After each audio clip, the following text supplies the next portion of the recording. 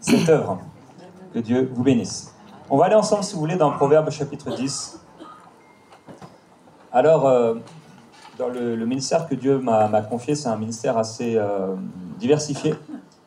J'ai la grâce, pour ne pas dire le fardeau, de pouvoir être en charge d'une église maintenant, donc depuis 5 ans. C'est une vision qu'avait reçue Michael Lebeau il y a déjà plus de 15 ans, même environ 20 ans. On était en région parisienne pour la première année du ministère Enseigne-moi à l'époque. En 2005, on était à Lieu-Saint, donc en région parisienne dans le 77. Et il y avait dans son cœur cette vision d'avoir une église qui brûlait. Et bon, c'était pas le moment, c'était pas le temps. Donc chacun, on avait nos églises en région parisienne, puis après ensuite au Québec. Et finalement, à un moment, eh bien, ça a brûlé dans son cœur. Il fallait ouvrir une église, au-delà du ministère MCI qui est international, aussi une église qui soit locale.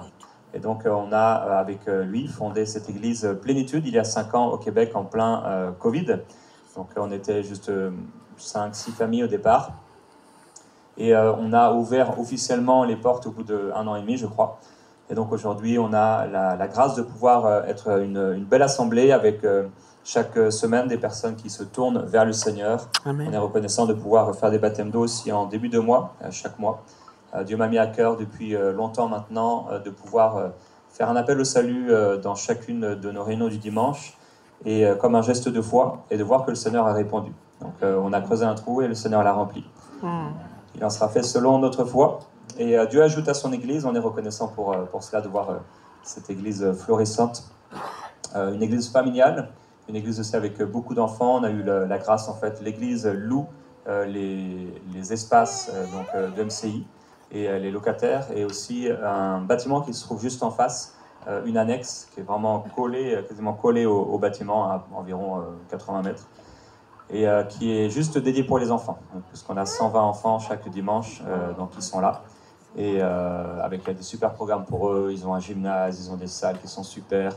Faites le meilleur pour vos enfants.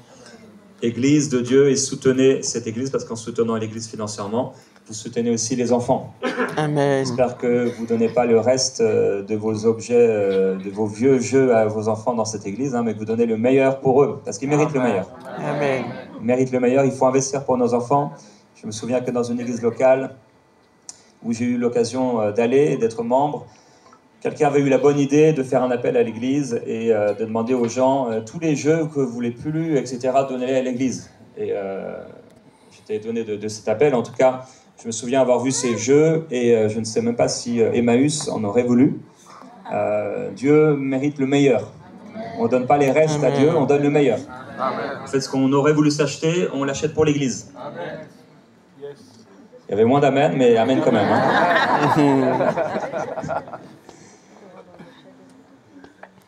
Alors, et d'ailleurs, je n'avais pas prévu de parler de ça, mais les églises qui vivent la plus forte croissance en ce moment sont les églises qui se sont focalisées sur les enfants et sur les familles. Plus on va se donner pour les enfants qui soient dans un cadre super, et plus les enfants vont vouloir aller à l'église, et c'est souvent les enfants en fait qui vont demander à leurs parents d'aller à l'église. Parce qu'on va avoir des programmes qui sont adaptés pour eux. C'est important d'avoir des programmes qui sont adaptés pour nos enfants.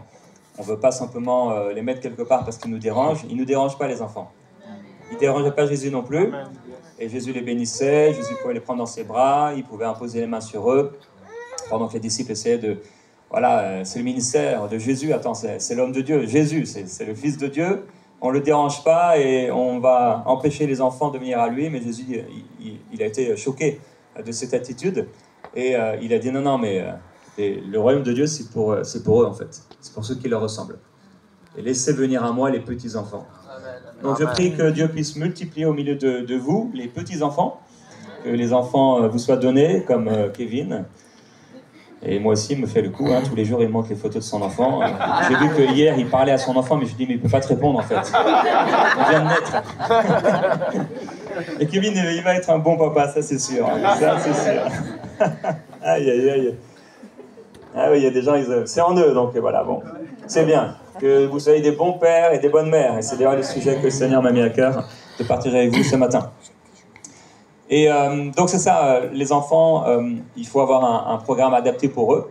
Et dans l'église, on a la grâce d'avoir Yveline, qui est Yveline Lebeau, que vous connaissez plusieurs dans Bonjour chez vous, l'émission Bonjour chez vous, émission matinale rafraîchissante, basée sur la parole de Dieu. Et elle a un cœur pour les enfants, elle a bâti un programme pour les enfants avec un cœur extraordinaire. Et aujourd'hui, vraiment, les enfants sont nourris selon l'âge qu'ils ont, ils peuvent avancer avec le Seigneur. Et ce qu'on enseigne à nos enfants, avec le temps, eh bien, ça va rester en eux. C'est tellement important de pouvoir les enseigner et pouvoir leur donner le meilleur. Donc, on a fait en sorte, nous, d'investir pour les enfants. On était rendu au point où les salles, ça devenait vraiment rempli. On voulait aussi respecter les normes gouvernementales au niveau des enfants, parce que c'est important aussi. Donc, on a bien fait les choses, on a tout un process qui met en place. Alors, je donne ces détails parce que je pense que je dois le faire. Et c'est pas pour parler plus de notre église, mais plus pour votre église. Et donc on a mis tout un process en place, les parents arrivent, ils ont des boîtiers numériques sur lesquels ils peuvent scanner, etc. Ils ont la possibilité d'être appelés si vraiment il y avait un besoin pendant la réunion, avec tout un système qui est mis en place assez simple et qui fonctionne très bien. Donc il y a tout un process d'inscription, tous les moniteurs, toutes les personnes qui servent auprès des enfants, on demande donc leur casier judiciaire, on a accès à un espace donc, au niveau... d'un espace au niveau du gouvernement qui nous permet de voir si ces personnes qui sont des moniteurs ont des antécédents, donc au niveau juridique, au niveau de problèmes qu'ils auraient pu avoir auprès des enfants, etc., puisqu'on ne laisse pas nos enfants à n'importe qui. Et je vous encourage à faire attention aussi à qui vous laissez vos enfants, même faire garder vos enfants, c'est bien de partir en restaurant, mais que vos enfants ne soient pas un plat pour quelqu'un d'autre. Donc c'est important de faire attention à qui on laisse nos enfants. Donc c'est ça, et donc comme les pièces étaient trop petites, on a voulu louer un espace. C'est un espace qu'on a vu qui se trouve juste vraiment en face, c'est le bâtiment le plus proche du centre. Et à l'époque, je disais ça c'est pour nous, ça c'est pour nous, cet espace il est pour nous. Alors au début c'était un terrain, et je dis ce terrain on l'achètera, et finalement il était déjà acheté. Et la personne a construit 2 bâtiments dessus.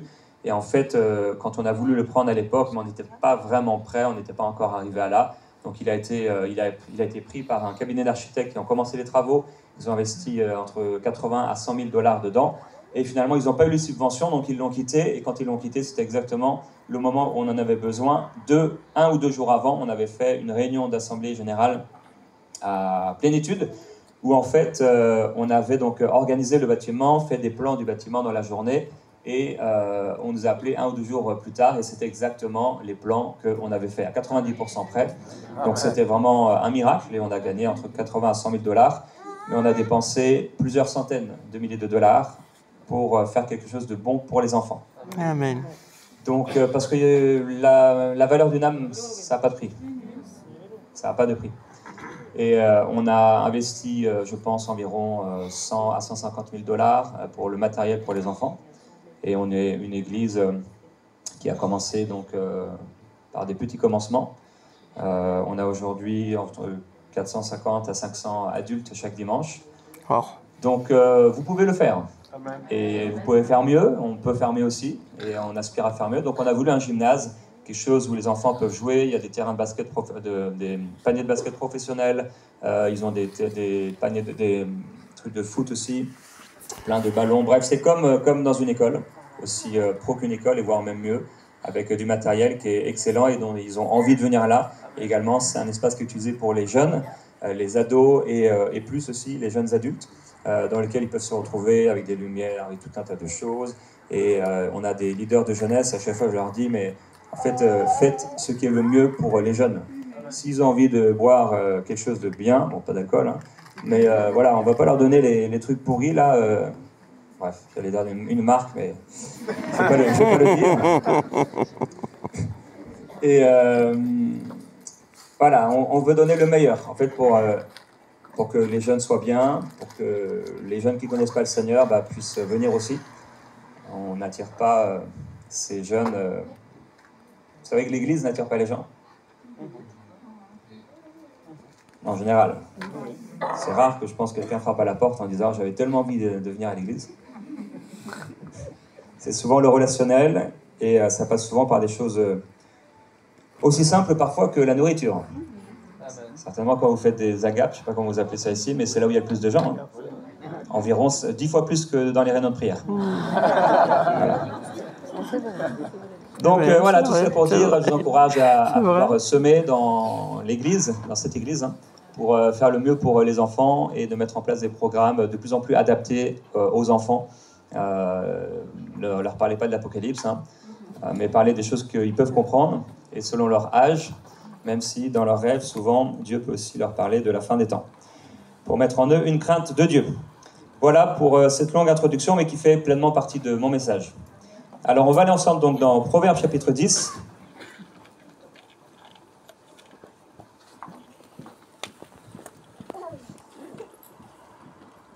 Est-ce que c'est possible d'en bouteille d'eau, s'il vous plaît? Merci. Ouais, mais elle est ouverte. C'est la même? Merci beaucoup. Alors, Proverbes chapitre 10, verset 1.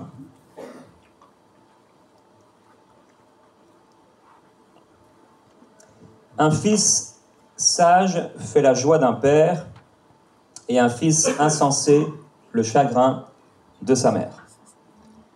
Un fils sage fait la joie d'un père, et un fils insensé le chagrin de sa mère. Alors j'avais commencé en disant que Dieu m'a donné un ministère diversifié, donc en tant que pasteur à l'église maintenant, depuis 5 ans, un ministère pour lequel j'ai lutté, et j'ai dû obéir à Dieu. C'était tellement plus agréable d'être dans un ministère itinérant, prophétique. Tu vas dans une église, tu partages, les gens sont touchés, bénis, remplis, guéris, délivrés, sauvés. Et toi, tu repars et tu laisses le pasteur avec toutes ces nouvelles personnes, avec tous leurs défis, avec tous leurs problèmes, avec toutes leurs choses à régler. Ils ont été touchés, oui, mais il y a tout un travail à faire. Et c'était assez agréable de pouvoir exercer ce ministère, mais Dieu m'a dit, prends soin de mes brebis. Et le ministère aussi médiatique. Lorsqu'on était en région parisienne, j'avais fait un rêve, j'avais vu des lumières de studio au plafond, et le rêve s'est arrêté. C'est tout ce que j'avais vu, pour finalement m'y retrouver quelques années plus tard avec ce ministère quotidien de prière inspirée qui bénit une multitude de personnes. Et dans le ministère prophétique que le Seigneur m'a donné, il me donne souvent des rêves avant les conférences. Et dans les dernières conférences que j'ai faites cette année, les rêves ont toujours été autour du même sujet, et autour des parents, du père, de la mère, et de la relation qu'on peut avoir avec nos enfants. Alors dans les dernières conférences, elles avaient chacune des thèmes. Ça a commencé par une conférence à MCI, qui était sur le Saint-Esprit, et Dieu m'a donné un thème qui n'avait absolument rien à voir, quoique tout a à voir avec le Saint-Esprit. Et c'était par rapport aux parents et l'éducation des enfants, et c'est ainsi que le Seigneur m'a donné un rêve cette nuit. Donc, et dans ce rêve, c'était des parents, et la maman venait de pleurer. Elle était en discussion avec son mari, donc tous les deux simplement en discussion. Et je suis arrivé à ce moment-là, finalement, peut-être gêné un peu, la maman est partie, je me suis retrouvé avec le père. Il y avait son fils qui était là, et elle pleurait certainement à cause de sa fille. Et j'ai essayé de parler avec le père, il essaie de me dire quelque chose, ce qui est en train de se passer, la raison de leur souffrance. Et en fait, je n'entendais pas bien, il a répété plusieurs fois, il chuchotait pour pas que l'enfant, le garçon, puisse entendre la chose, et je n'ai pas entendu ce que le père a pu me dire. Puisqu'en fait, il y a bien des raisons et bien des occasions de souffrance en tant que parent. Toutes sortes d'occasions dans la vie de parents qui nous font souffrir. Alors il y a la joie d'avoir un enfant, comme on l'a entendu, et après la joie, il y a parfois des temps de souffrance. Qui est parent ici, ou qui a été parent, ou qui est parent? Voilà. Qui est enfant? Voilà. En effet, vous aviez tous levé la main. On reste enfant toute sa vie. Quand le Seigneur nous a appelés à Enseigne-moi, donc c'était en 2004, on a quitté la Bretagne pour aller en région parisienne. Donc on a loué une maison, et dans le sous-sol de cette maison, on a commencé l'œuvre Enseigne-moi. J'avais dit toute ma jeunesse, jamais je quitterai ma Bretagne, parce que je suis né à Vannes, en Bretagne. Il y a des Vannetais ici? C'est pas grave, Dieu vous pardonne. Et donc, je voulais vraiment pas partir. Je disais, il y a deux choses que je veux pas, c'est vraiment, je veux pas aller vivre à Paris, je voudrais plus jamais vivre à Paris, et je voudrais jamais vivre au Groenland. En fait, Dieu nous a demandé d'aller habiter à Paris, et le Canada, bon, on dira que c'est quand même un peu le Groenland. Moins 20, moins 25, moins 30 degrés l'hiver. Moi qui aime le soleil et la chaleur. Mais, Seigneur, non pas notre volonté, mais ta volonté. Et quand on est parti, donc, du coup, enfant, puisqu'on reste un enfant, hein, j'avais 21 ans, ça a été une grande souffrance pour mes parents. Particulièrement pour ma maman, qui, je ne le savais pas, puisqu'elle ne me l'a pas partagé à l'époque, mais pendant 1 an environ, elle a pleuré tous les jours. Les souffrances d'une maman. Et en tant qu'enfant, c'est des choses que tu vois pas. C'est plus tard, quand tu arrives à cet âge-là, quand tu deviens parent, que tu commences à comprendre toutes les erreurs que tu as pu faire, toutes les choses que tu as mal faites. Quand on est enfant, on ne le voit souvent pas. Et c'est en devenant parent que nos yeux s'ouvrent. Et un jour, le Seigneur lui a donné un rêve. Et dans ce rêve, il y avait 2 images. Et il y avait une de ces images, c'est que, bon, l'image est un peu spéciale, mais en tant que maman, il n'y a rien de bizarre là-dedans. J'étais petit, j'étais enfant, et en fait, elle était en train de me laver dans la douche. Et tout à coup, je suis devenu grand, adulte. C'était la première image. Et la deuxième image, c'était un oiseau qui était comme en train de couver ses œufs. Et à un moment, c'est comme l'œuf s'est ouvert, éclos. Je vous ai dit, j'ai perdu un peu le français. Et finalement, l'oiseau s'est envolé. Et ce rêve l'a guéri. Elle a été restaurée par un rêve. Dieu passe par des rêves pour guérir les cœurs qui sont brisés. Et donc, voilà, le Seigneur a guéri son cœur par ce simple rêve.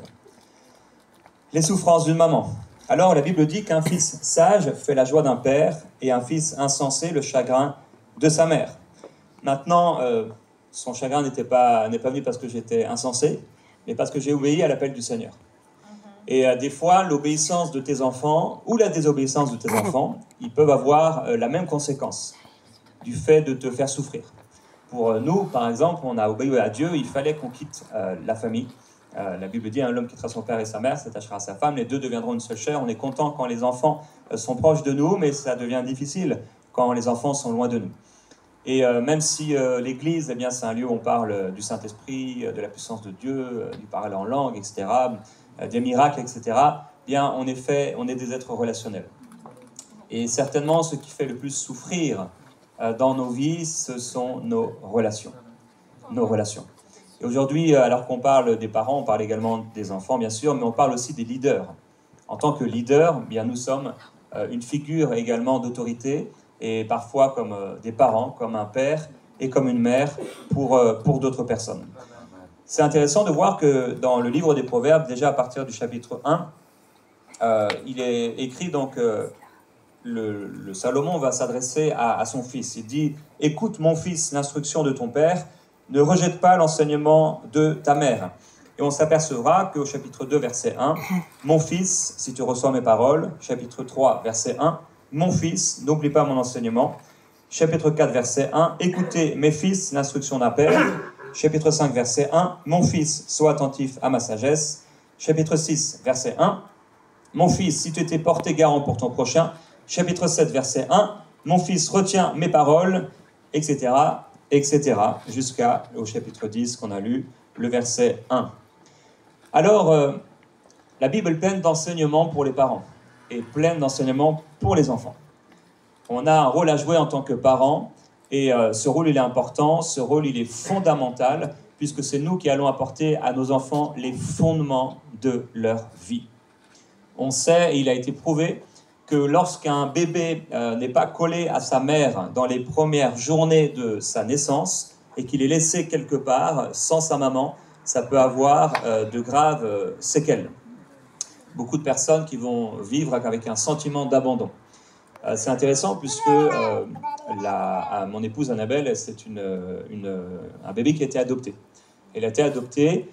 Et on connaît d'autres personnes qui ont été adoptées et qui ont eu une adolescence très difficile, entre autres un homme qui n'a jamais réussi finalement à sortir de de ce défi intérieur, ce trouble intérieur, d'avoir été adoptée. Et elle n'a pas du tout, jamais souffert du fait d'avoir été adoptée. Donc elle est née en Corée, elle a été adoptée par des Bretons, amenée en Bretagne, alors qu'elle avait environ 10 mois, un peu moins d'1 an, et elle n'a jamais souffert de son adoption. Quelqu'un d'autre, donc l'homme dont j'ai parlé, lui est arrivé à 3 ans environ, et c'était un enfant complètement perturbé. Elle, pas du tout. Alors souvent dans sa vie, on lui a demandé, mais t'as jamais souffert d'avoir été adopté? T'as jamais voulu retrouver tes parents? Non, jamais. Elle a jamais voulu retrouver ses parents. Moi, j'aurais fait des recherches. Dès le moment où j'ai su lire, j'aurais essayé de trouver, en fait. Mais elle, pas du tout. Et il y a environ 2 ans, j'ai fait des recherches. Puisque finalement, sa maman nous a remis le dossier d'adoption. Et il y avait un numéro de dossier, et je me suis renseigné, etc. Et j'ai réussi à trouver une organisation qui existe, qui permet en fait de retrouver ses parents, en tout cas le peu d'informations qu'il y aurait sur les parents, si les parents en avaient laissé. Et on a pu retrouver en fait donc des informations sur ses parents. Et l'une des choses qu'on a retrouvées d'ailleurs, petite parenthèse, c'est qu'elle a été avant d'avoir été ou pendant qu'elle a été placée donc à l'orphelinat, elle a été mise chez une missionnaire. Une missionnaire, et elle a été apparemment le dernier enfant que cette missionnaire a eu à sa maison. Et alors certainement, cette missionnaire a prié pour elle alors qu'elle était bébé. Et aujourd'hui, eh bien, le fruit de ces prières est évident de tous. Les prières pour les enfants, ça marche. Continuez de prier pour les enfants dès qu'ils sont bébés. Consacre-les au Seigneur, c'est vraiment, vraiment important. Et donc, on s'est aperçu que finalement, lorsque sa maman biologique l'a mis au monde, elle est restée avec elle à l'hôpital, vraiment collée, pendant plusieurs semaines avec elle, puisque l'accouchement avait été difficile, et que, en fait, elle a fait du pot à pot avec sa maman, etc. Et la science, en fait, prouve que ces premiers instants de la vie, ces premiers jours de la vie, ont un impact extrêmement bénéfique sur les enfants. Contrairement à l'autre personne qui a été retrouvée par exemple dans un parc, et pour lui, eh bien, il n'a pas pu vivre ça, et ça, jusqu'à aujourd'hui, il subit les conséquences de ces choses-là. Alors en Christ, ces choses peuvent être bien sûr changées, mais tout cela pour montrer que tout ce que nous pouvons vivre en tant qu'enfants a un impact sur nous, un grand impact. Le dernier verset, vous savez quel est le dernier verset de l'Ancien Testament? Donc le dernier verset pour les Juifs jusqu'à aujourd'hui, les Juifs qui ne sont pas des Juifs messianiques, hein, donc ils n'ont pas reconnu Jésus comme sauveur, jusqu'à aujourd'hui, la dernière phrase qu'ils aient de leur Bible, c'est celui-ci: il ramènera le cœur des pères vers les fils et le cœur des fils vers les pères. De peur que je ne vienne frapper le pays d'interdit. C'est vraiment étonnant.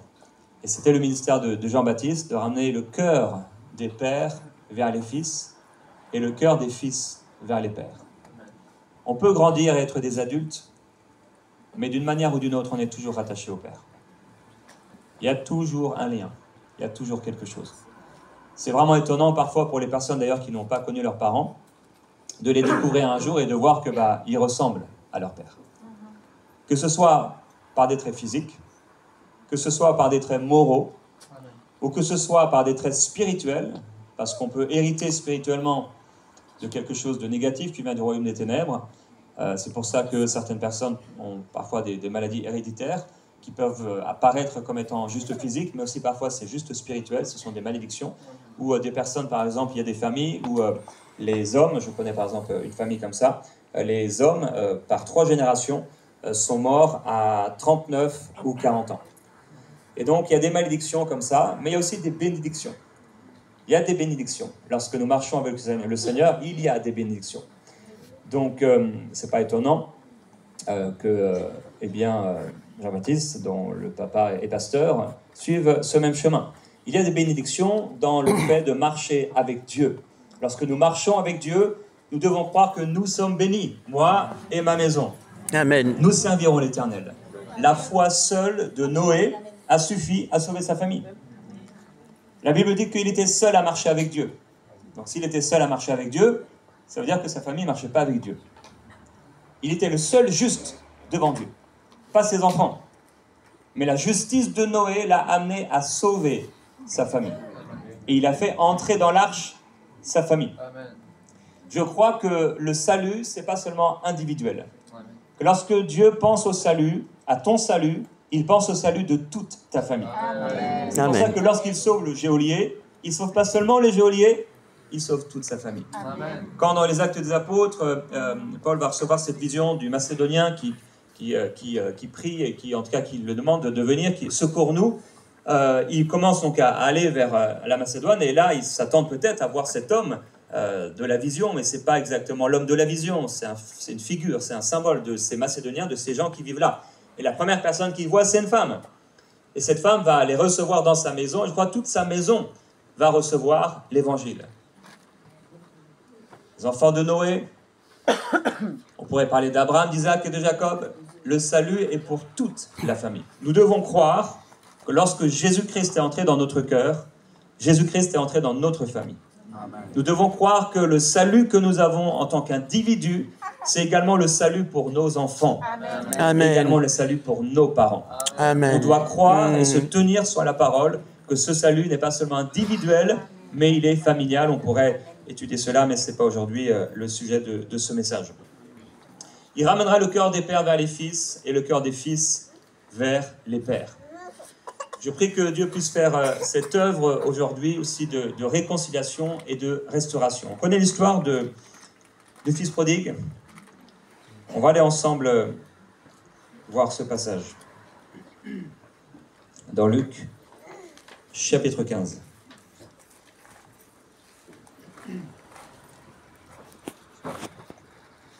Luc, chapitre 15, et on va commencer au verset 11. Vous connaissez tous l'histoire du fils prodigue? Amen. Il est écrit, il dit encore, un homme avait 2 fils. Le plus jeune dit à son père, mon père, donne-moi la part de la fortune qui doit me revenir, et le père leur partagea son bien. Alors bien sûr, personne ne serait honoré de ce que son enfant lui demande l'héritage avant l'heure. C'est comme si t'enterres avant l'heure, et chez le vieux c'est encore plus profond. C'est vraiment une insulte faite au père de demander l'héritage avant qu'il ne soit mort.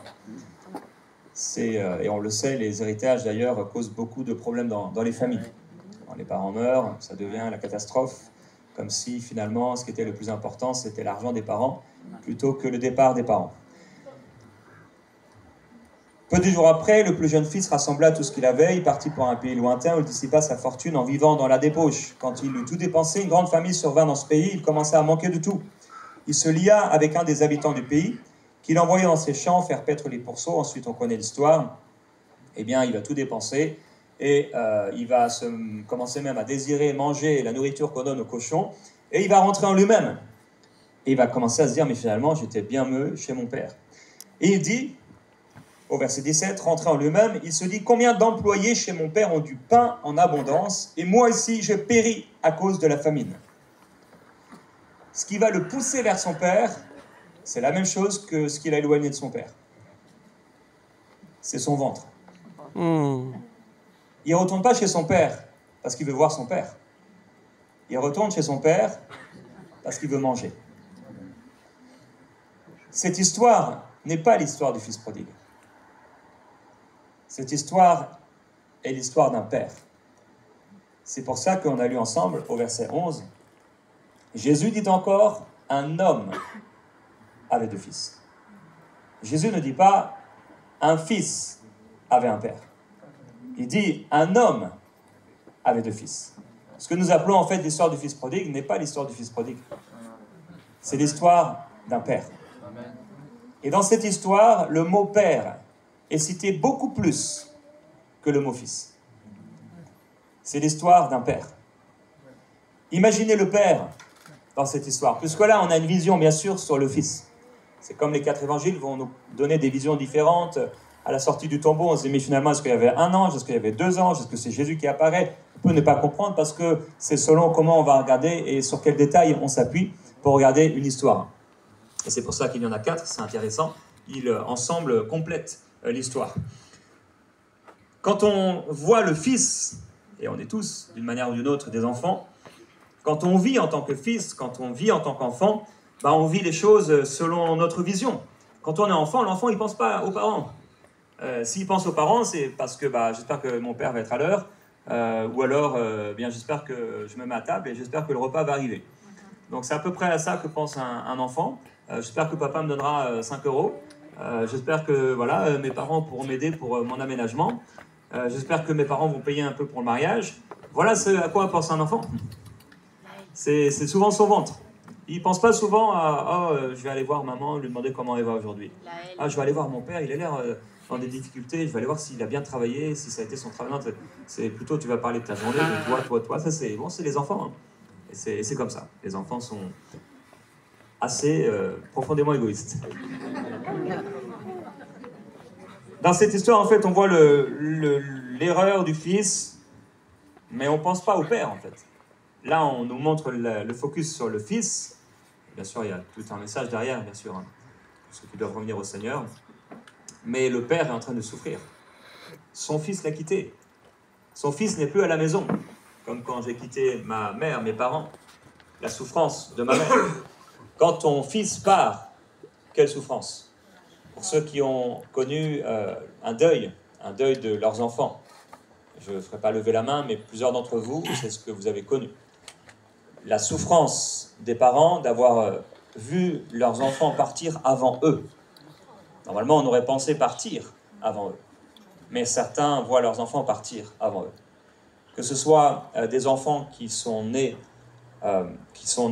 et finalement qui sont morts rapidement, que ce soit ce qu'on appelle des fausses couches, eh bien, c'est une souffrance. Peut-être que le mari à côté peut ne pas comprendre, mais non, mais c'est juste une fausse couche. Mais c'est pas juste une fausse couche. La mère l'a porté, c'est un enfant. Tu peux lui donner un nom et tu peux le laisser au Seigneur. Le passage du deuil, c'est un passage qui est important et qui est obligatoire. Il faut passer par là. Et si quelqu'un, une femme donc, a connu une fausse couche, ou si vous avez perdu votre enfant, c'est important, à un moment il faut passer par là, il faut pouvoir couper le lien. C'est quelque chose de difficile à faire, mais il faut à un moment le laisser au Seigneur. Et dire au Seigneur, voilà Seigneur, je te le donne. Si vous n'avez pas donné de prénom d'ailleurs à cet enfant qui a été perdu, c'est quelque chose qui peut se faire. Vous pouvez lui donner un prénom. Parce qu'il a existé et il existe. Il est vivant. Amen. Il est avec le Seigneur. Amen. Et vous pouvez donc dire au Seigneur, ben voilà, si c'est Benjamin, Seigneur, je dis au revoir à Benjamin et je te le laisse. Et on se reverra au ciel, Benjamin. Amen. Alors, et parfois c'est plus tard dans la vie.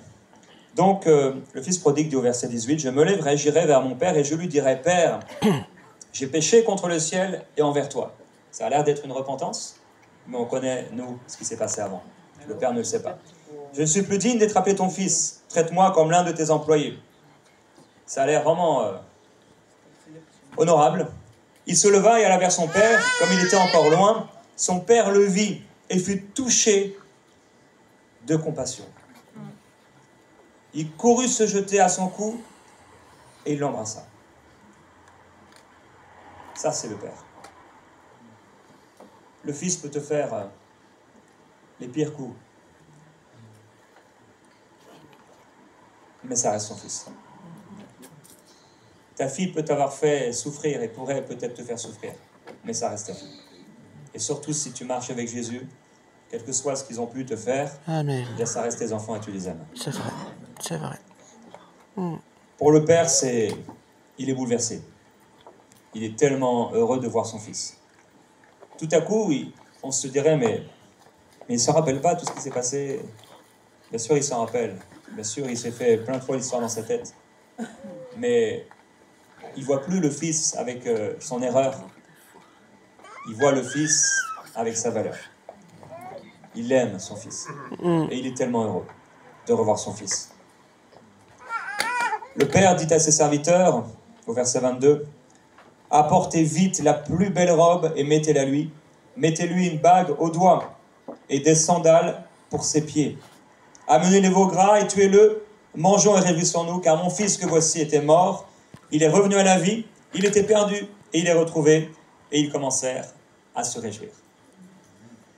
Revoir un fils revenir à la maison, c'est une joie extraordinaire. Je prie que vous puissiez le vivre.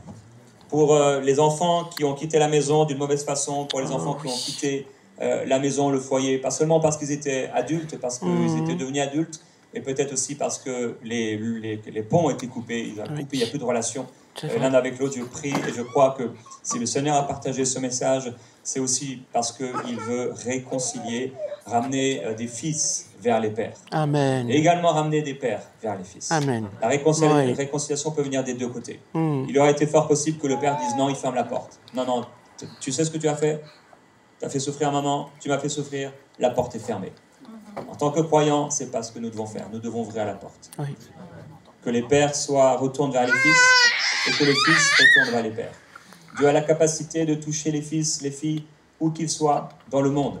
Même si tu n'as plus aucune nouvelle d'eux, Dieu peut les toucher là où ils sont. La prière a une grande puissance. Amen. Dieu répond à la prière de son peuple. Alors hier, on a partagé ensemble sur les parents de Samson, Manoah et sa femme. Vous vous souvenez? On a vu que l'ange de l'Éternel s'est manifesté à la femme plusieurs fois, et pas directement à l'homme. Et nous lisons au verset 24 du chapitre 13 de Juges, là donc où on s'est arrêté hier. Juges, chapitre 13, verset 24. Je vous laisse quelques instants, puisque vous avez tous votre Bible avec vous. La femme enfanta un fils et lui donna le nom de Samson. L'enfant grandit et l'Éternel le bénit, et l'Esprit de l'Éternel commença à l'agiter. Au verset 1 du chapitre 14, Samson descendit à Timna, et il y vit une femme parmi les filles des Philistins. Lorsqu'il fut remonté, il le déclara à son père et à sa mère, et dit, « J'ai vu à Timna une femme parmi les filles des Philistins, prenez-la maintenant pour ma femme. » Son père et sa mère lui dirent, « N'y a-t-il pas de femme parmi les filles de tes frères et dans tout notre peuple, comme il était coutume de le faire, et selon la loi, que tu ailles prendre une femme chez les Philistins, ces incirconcis ?» Et Samson dit à son père, « Prends-la pour moi, car c'est elle qui me convient. » Son père et sa mère ne reconnaissaient pas que cela venait de l'Éternel, car Samson cherchait une occasion de dispute de la part des Philistins. Alors, on voit que donc Samson va naître, et je le disais hier, c'est la femme d'ailleurs qui va donner le nom à son fils. En général, c'était plutôt le père qui donnait le nom à l'enfant. Mais certainement, on ne sait pas exactement beaucoup de choses, en tout cas sur le mari de cette femme, donc sur Manoah. On a vu dans le texte hier que certainement il manquait un peu de jugeote, un peu de discernement. Et finalement, c'est la maman qui va donner le prénom à son enfant. Je l'ai dit hier, parfois certaines épouses sont beaucoup plus spirituelles que leur mari et elles portent spirituellement la maison. La parole de Dieu nous encourage et encourage les parents, bien sûr, à s'occuper de leurs enfants. La Bible dit que c'est aux parents d'amasser pour leurs enfants et pas l'inverse. C'est aux parents de payer pour leurs enfants. Et ensuite, je le crois personnellement, en tout cas, une fois que les parents sont âgés, c'est aux enfants de pouvoir leur rendre également ce qu'ils ont reçu. Je vous encourage, vous qui avez grandi, à pouvoir honorer vos parents s'ils sont encore vivants, à pouvoir les aider, leur donner.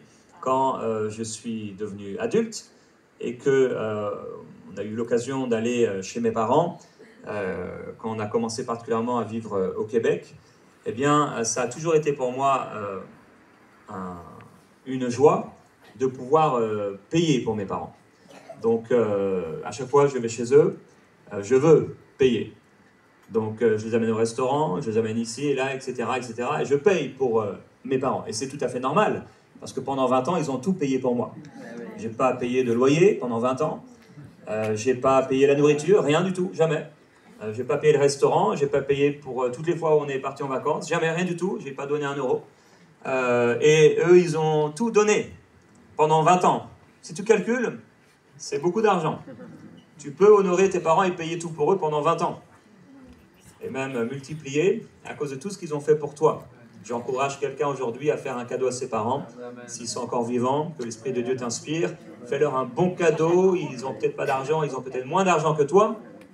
Amène-les en vacances, fais-leur du bien, donne-leur, envoie-leur 1 000 euros, envoie-leur 5 000 euros, envoie-leur 10 000 euros. Fais du bien à tes parents. Fais-leur du bien. Vous savez que c'est le premier commandement accompagné d'une promesse. Honore ton père et ta mère, Amen. et tu vivras vieux. Amen. Moi, je veux vivre vieux. Vieux et en bonne santé, selon les promesses de la parole.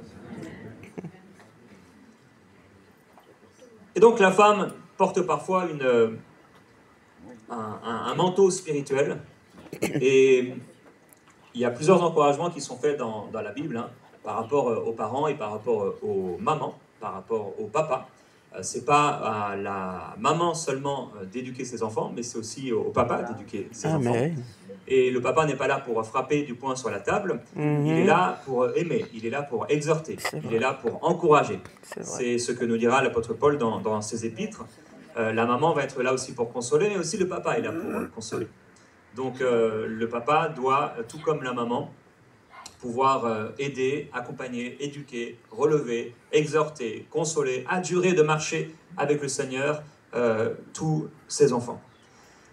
Ici, eh bien, le choix de Samson va déplaire à ses parents et ça peut arriver. C'est vrai que les choix qu'ont fait vos enfants ou que feront vos enfants, bien, c'est des fois des choix que vous ne comprendrez pas. Il y a des choix qu'ils vont faire et qui sont pourtant dans le plan de Dieu. Lorsque nous avons quitté donc, la Bretagne pour la région parisienne, c'était le plan de Dieu. Sur toutes les personnes qui étaient dans notre église à l'époque, sur les personnes qui étaient dans notre famille à l'époque, personne ne nous a encouragés pour nous dire « vous êtes en train de faire la volonté de Dieu ». Un seul couple qui nous a encouragés, c'était un couple qui n'était pas sauvé. Et c'était le père d'Annabelle et la femme de son père, puisqu'il s'est remarié par la suite. Et ils ne marchaient pas avec Dieu, ils n'étaient pas sauvés. Et c'est les seuls qui nous ont encouragés dans cette vision. Et par la grâce du Seigneur, quelques années plus tard, nous avons pu les amener à Jésus. Amen. Donc, des fois, on va faire des choix en tant qu'enfant que les parents ne comprennent pas. Et ça peut être difficile en tant que parent de vivre ça. Mais comme il est écrit dans le texte, parfois la tournure vient du Seigneur. Donc, Dieu est plus grand parfois que nos pensées, que nos choix. Et il faut savoir respecter le choix de nos enfants et de ne pas couper les ponts, même s'ils font un choix qui nous déplaît. Nos enfants restent nos enfants et ils le restent toute la vie. C'est vrai. Ils vont faire des choix qui ne vont pas nous plaire. Ça va nous faire souffrir, c'est vrai. Continuons à prier pour eux. Continuons à être des modèles. Vous savez qu'on est des modèles pour nos enfants, pas seulement quand on est à la maison et qu'on vit tous ensemble dans la même maison. On continue à être des modèles après. Puisque comme nous, ils vont vieillir. Ce qu'ils voient de toi quand ils te disent être vieux, ben, ils vont devenir ce vieux qu'ils voyaient à l'époque. Pour eux, vieux à l'époque, c'était 30 ans. Pendant qu'ils avaient 10 ans. Et quand ils auront 30 ans, ils te traiteront de vieux encore et tu auras 50 ans. Et un jour, ils auront 50 ans. Tu seras un modèle pour eux à 30 ans, tu seras un modèle pour eux à 50 ans, tu seras un modèle pour eux à 70 ans. Un père, un enfant, même quand il a 30 ans, il a besoin de son père. Alors, parfois, le père n'est plus là, il est absent, par une absence physique, par une absence voulue, ou parce que, bien, il est mort. Mais merci Seigneur, on a un Père Céleste. Et Dieu nous donnera aussi dans l'Église des pères et des mères. Oui. Des gens qui seront là, alors on ne vivra pas forcément avec eux, mais ils sont là, ils sont des figures paternelles dans nos vies. Ce sont aussi parfois des parents spirituels qui sont là, ça peut être les pasteurs, mais pas seulement les pasteurs, des hommes et des femmes dans l'Église qui sont, et pour nous, il y a quelque chose. Peut-être même, on ne leur parle pas forcément, même beaucoup, mais ils sont des figures. Tout comme ce beau couple ici. Amen. Amen. Marceline, c'était Maurice. C'est les deux que j'avais. Mauricette. Que Dieu vous bénisse. Amen. Gloire à Dieu. J'aimerais qu'on puisse prier. J'aurais d'autres choses à partager. Et peut-être tu te retrouves dans cette situation en tant que